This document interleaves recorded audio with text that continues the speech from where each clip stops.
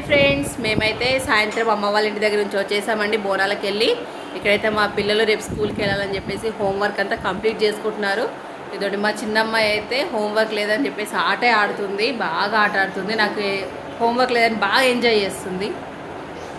ఇక్కడ మేమైతే night dinner వచ్చేసి వైట్ రైస్, పాలకూర పప్పు. ఇంకా పాలకూర పప్పు ఒకటైనా అమ్మ అని చెప్పేసి మా పిల్లలు బజ్జీలేయమ్మ అన్నారు.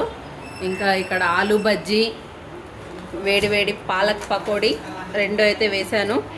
ఇంకా మా పిల్లలు ఆకలి ఆకలి అంటున్నారండి, పిల్లలకు పెట్టేసేయాలి.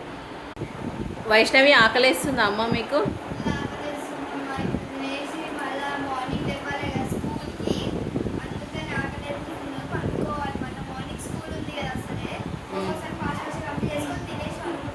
అయిపోయిందా నీ హోంవర్క్ మరి?